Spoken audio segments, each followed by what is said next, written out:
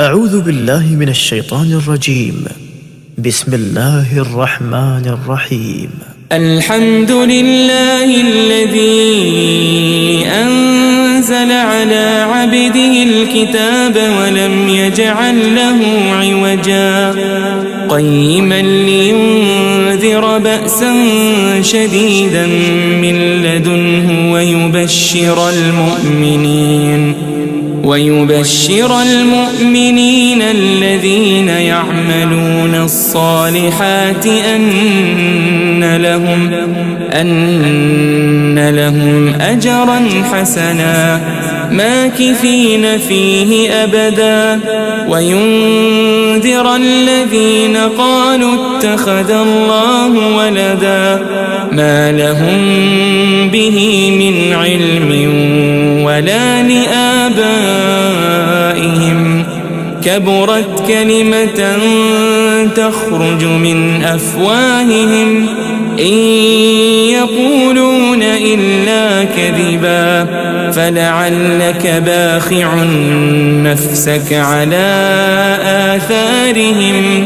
إن لم يؤمنوا بهذا الحديث أسفا إنا جعلنا ما على الأرض زينة لها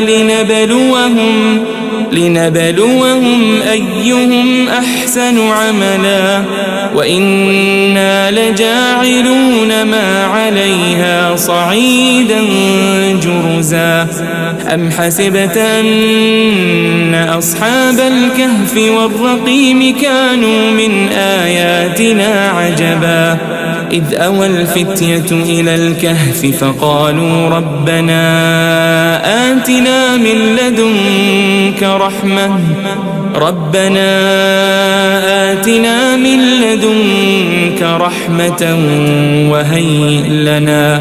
وهيئ لنا من أمرنا رشدا فضربنا على آذانهم في الكهف سنين عددا ثم بعثناهم لنعلم أي الحزبين أحصى لما لبثوا أمدا نحن نقص عليك نبأهم بالحق إنهم فتية آمنوا بربهم وزدناهم هدى وربطنا على قلوبهم إذ قاموا فقالوا ربنا رب السماوات والأرض لن ندعو من دونه إلها لقد قلنا إذا شططا هؤلاء قومنا اتخذوا من دونه آلهة لولا يأتون عليهم بسلطان بين فمن أظلم ممن افترى على الله كذبا وإذ اعتزلتموهم وما يعبدون إلا الله فأووا إلى الكهف ينشر لكم ربكم من رحمته ويهيئ لكم من أمركم مرفقا وترى الشمس إذا طلعت تزاور عن كهفهم ذات اليمين وإذا غربت تقرضهم ذات الشمال وهم في فجوة منه ذلك من آيات الله من يهد الله فهو المهتد ومن يضلل فلن تجد له وليا مرشدا وتحسبهم أيقاظا وهم رقود ونقلبهم ذات اليمين وذات الشمال وكلبهم باسط ذراعيه بالوصيد لو اطلعت عليهم لوليت منهم فرارا ولملئت منهم رعبا وكذلك بعثناهم ليتساءلوا بينهم قال قائل منهم كم لبثتم قالوا لبثنا يوما أو بعض يوم قالوا ربكم أعلم بما لبثتم فابعثوا أحدكم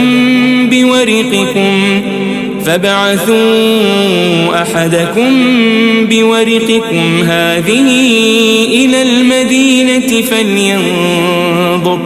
فلينظر أيها أزكى طعاما فليأتكم برزق منه وليتلطف ولا يشعرن بكم أحدا إنهم إن يظهروا عليكم يرجموكم أو يعيدوكم في ملتهم ولن تفلحوا إذن أبدا وكذلك أعثرنا عليهم ليعلموا أن وعد الله حق وأن الساعة لا ريب فيها إذ يتنازعون بينهم أمرهم فقالوا ابنوا عليهم بنيانا ربهم أعلم بهم قال الذين غلبوا على أمرهم لنتخذن عليهم مسجدا سيقولون 3 رابعهم كلبهم ويقولون 5 سادسهم كلبهم رجما بالغيب ويقولون 7 وثامنهم كلبهم قل ربي أعلم بعدتهم ما يعلمهم إلا قليل فلا تمار فيهم إلا مراء ظاهرا ولا تستفت فيهم منهم أحدا ولا تقولن لشيء إني فاعل ذلك غدا إلا أن يشاء الله واذكر ربك إذا نسيت وقل عسى أن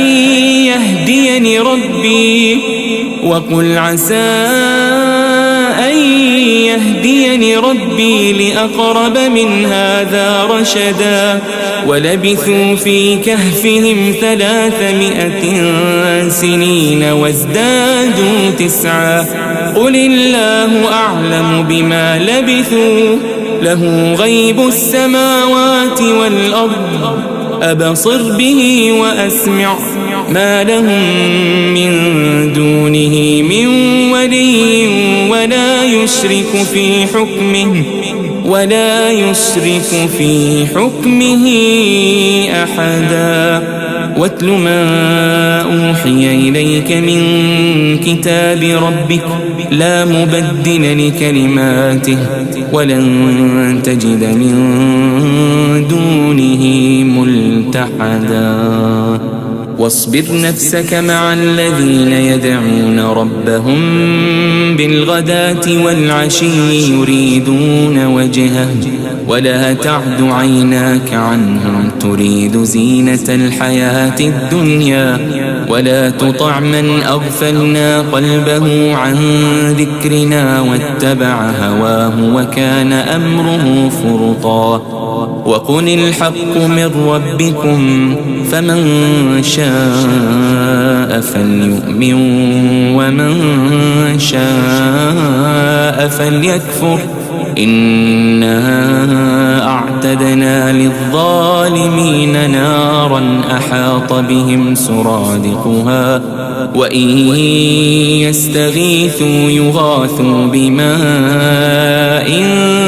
كالمهل يشوي الوجوه بئس الشراب وساءت مرتفقا إن الذين آمنوا وعملوا الصالحات إنا لا نضيع وأجر من أحسن عملا. أولئك لهم جنات عدن تجري من تحتهم الأنهار يحلون فيها من أساور من ذهب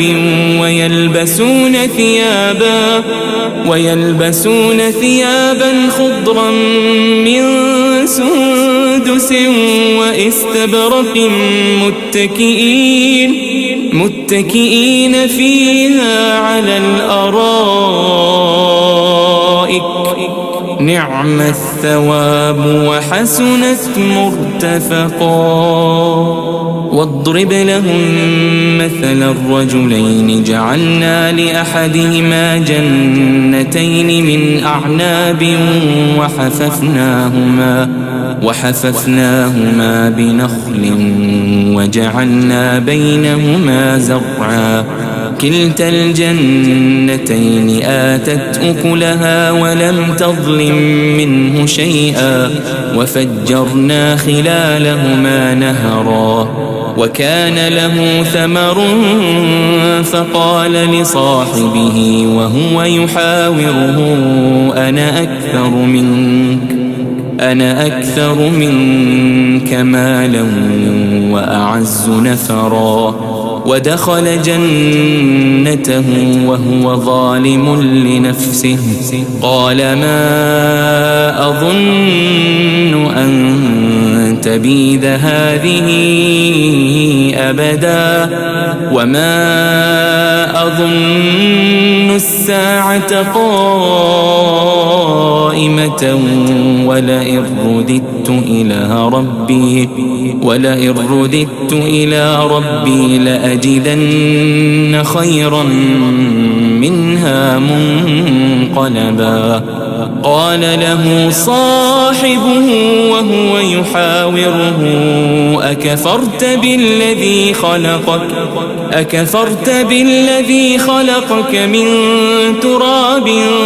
ثم من نطفة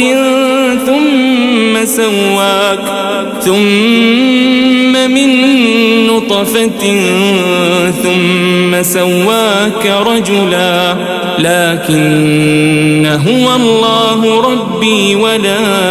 أشرك بربي أحدا. ولولا إذ دخلت جنتك قلت ما شاء الله لا قوة إلا بالله إن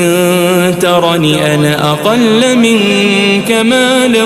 وولدا فعسى ربي أن يؤتيني خيرا من جنتك ويرسل عليها حسبانا من السماء فتصبح صعيدا زلقا أو يصبح ماؤها غورا فلن تستطيع له طلبا. وأحيط بثمره فأصبح يقلب كفيه على ما أنفق فيها وهي خاوية على عروشها ويقول يا ليتني لم أشرك بربي أحدا. ولم تكن له فئة ينصرونه من دون الله وما كان منتصرا. هنالك الولاية لله الحق هو خير ثوابا وخير عقبا. واضرب لهم مثل الحياة الدنيا كماء أنزلناه من السماء فاختلط به فاختلط به نبات الأرض فأصبح هشيما تذروه الرياح وكان الله على كل شيء مقتدرا. المال والبنون زينة الحياة الدنيا والباقيات الصالحات خير عند ربك ثوابا وخير أملا. ويوم نسير الجبال وترى الأرض بارزة وحشرناهم فلم نغادر منهم أحدا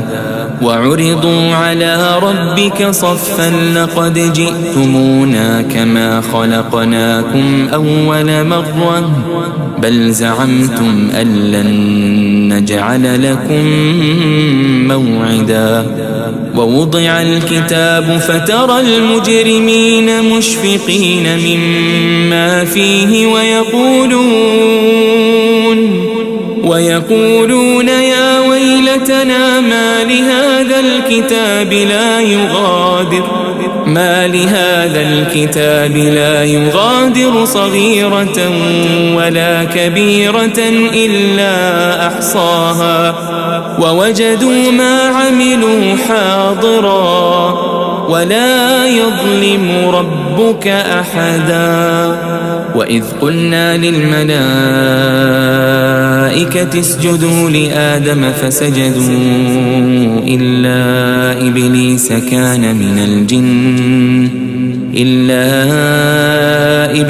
كان من الجن ففسق عن أمر ربه أفتتخذونه وذريته أولياء من دوني وهم لكم عدو بئس للظالمين بدلا.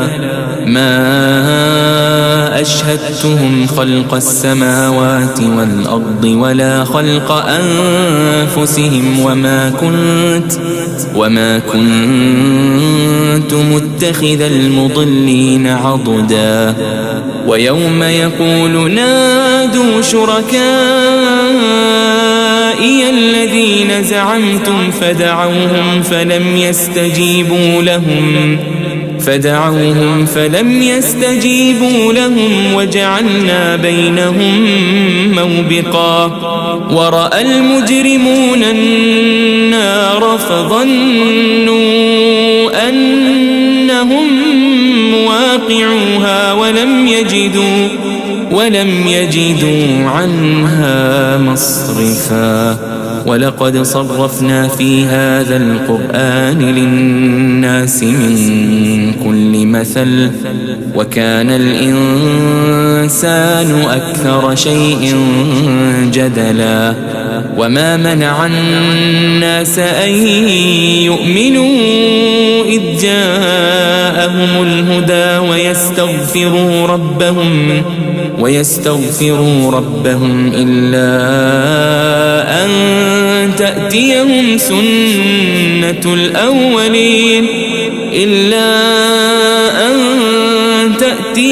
سنة الأولين أو يأتيهم العذاب قبلا. وما نرسل المرسلين إلا مبشرين ومنذرين ويجادل الذين كفروا بالباطل ليدحضوا به الحق واتخذوا آياتي وما أنذروا هزوا. ومن أظلم ممن ذكر بآيات ربه فأعرض عنها ونسي ما قدمت يداه إنا جعلنا على قلوبهم أكنة أن يفقهوه وفي آذانهم وقرا وإن تدعهم إلى الهدى فلن يهتدوا إذن أبدا. وربك الغفور ذو الرحمة لو يؤاخذهم بما كسبوا لعجل لهم العذاب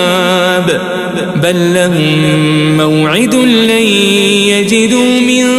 دونه موئلا وتلك القرى أهلكناهم لما ظلموا وجعلنا لمهلكهم موعدا وإذ قال موسى لفتاه لا أبرح حتى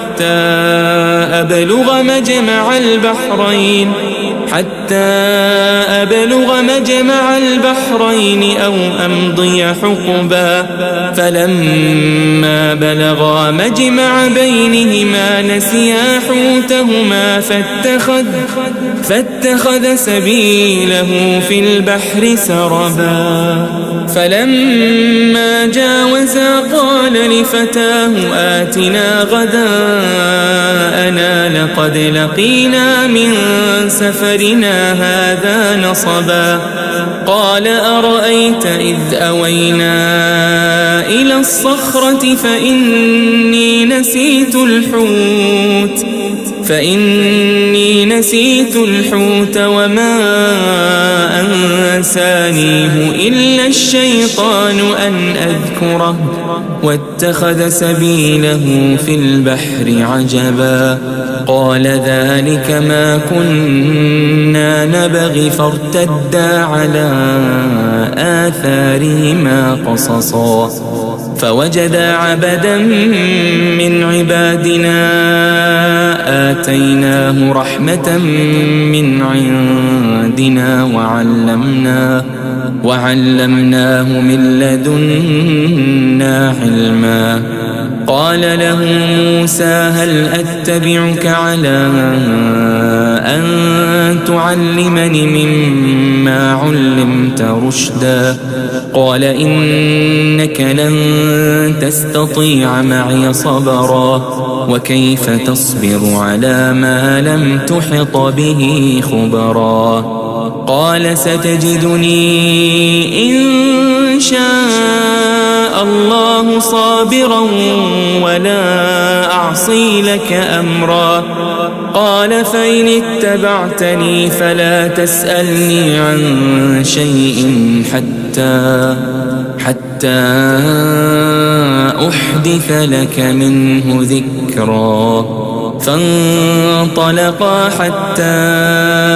إذا ركبا في السفينة خرقها قال أخرقتها لتغرق أهلها لقد جئت شيئا إمرا قال ألم أقل إنك لن تستطيع معي صبرا قال لا تؤاخذني بما نسيت ولا ترهقني من أمري عسرا فانطلقا حتى إذا لقيا غلاما فقتله قال أقتلت نفسا زكية بغير نفس لقد جئت شيئا نكرا قال ألم أقل لك إنك لن تستطيع معي صبرا قال إن سألتك عن شيء بعدها فلا تصاحبني قد بلغت من لدني عذرا فانطلقا حتى إذا أتيا أهل قرية استطعما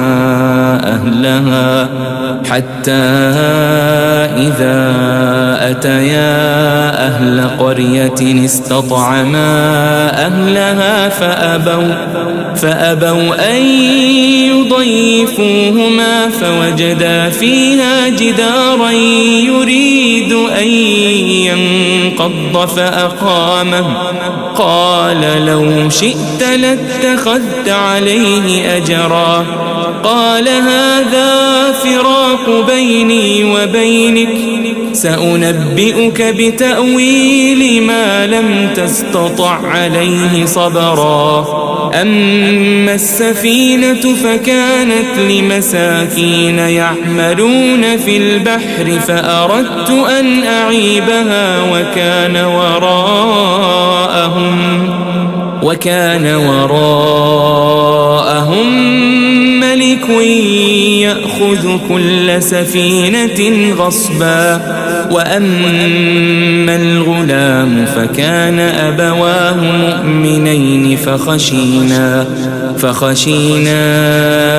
أن يرهقهما طغيانا وكفرا فأردنا أن يبدلهما ربهما خيرا منه زكاة وأقرب رحما وأما الجدار فكان لغلامين يتيمين في المدينة وكان تحته كنز لهما وكان أبوهما صالحا فأراد ربك أن يبلغا أشدهما ويستخرجا كنزهما رحمة من ربك وما فعلته عن أمري ذلك تأويل ما لم تسطع عليه صبرا ويسألونك عن ذي القرنين قل سأتلو عليكم منه ذكرا إنا مكنا له في الأرض وآتيناه من كل شيء سببا فأتبع سببا حتى إذا بلغ مغرب الشمس وجدها تغرب في عين حمئة ووجد عندها قوما قلنا يا ذا القرنين إما أن تعذب وإما أن تتخذ فيهم حسنا قال أما من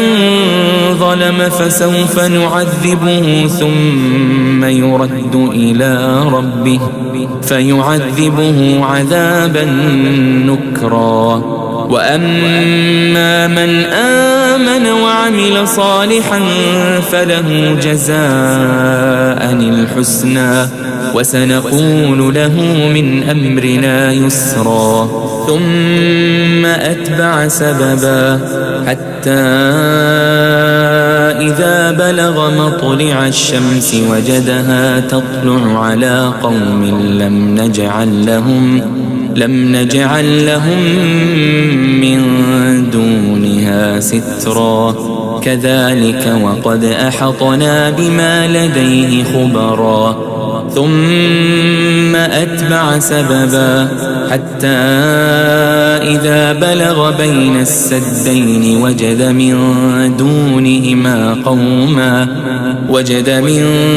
دونهما قوما لا يكادون يفقهون قولا قالوا يا ذا القرنين إن يأجوج ومأجوج مفسدون في الأرض فهل نجعل لك خرجا على أن تجعل بيننا وبينهم سدا قال ما مكني فيه ربي خير فأعينوني بقوة أجعل بينكم وبينهم ردما آتوني زبر الحديد حتى إذا ساوى بين الصدفين قال انفخوا حتى إذا جعله نارا قال آتوني أفرغ عليه قطرا فما استطاعوا أن يظهروه وما استطاعوا له نقبا قال هذا رحمة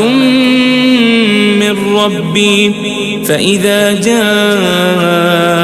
وعد ربي جعله دكا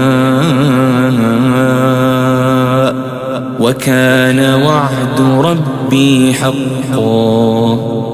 وتركنا بعضهم يومئذ يموج في بعض ونفخ في الصور فجمعناهم جمعا وعرضنا جهنم يومئذ للكافرين عرضا الذين كانت أعينهم في غطاء عن ذكري وكانوا لا يستطيعون سمعا أفحسب الذين كفروا أن يتخذوا عبادي من دوني أولياء إنا أعتدنا جهنم للكافرين نزلا قل هل ننبئكم بالأخسرين أعمالا الذين ضل سعيهم في الحياة الدنيا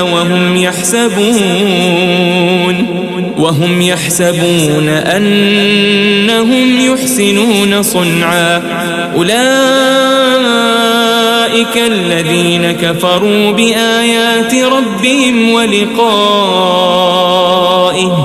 فحبطت أعمالهم فلا نقيم لهم يوم القيامة وزنا ذلك جزاؤهم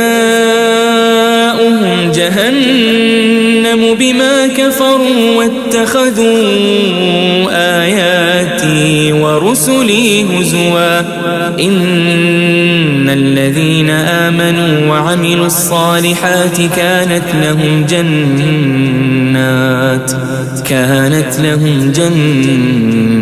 الفردوس نزلا خالدين فيها لا يبغون عنها حولا قل لو كان البحر مدادا لكلمات ربي لنفد البحر قبل أن تنفد كلمات ربي ولو جئنا بمثله مددا قل إنما أنا بشر مثلكم يوحى إلي أنما إلهكم إله واحد فمن كان يرجو لقاء ربه فليعمل عملا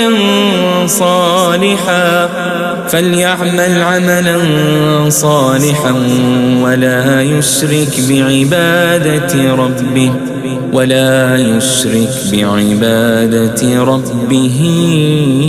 أحدا.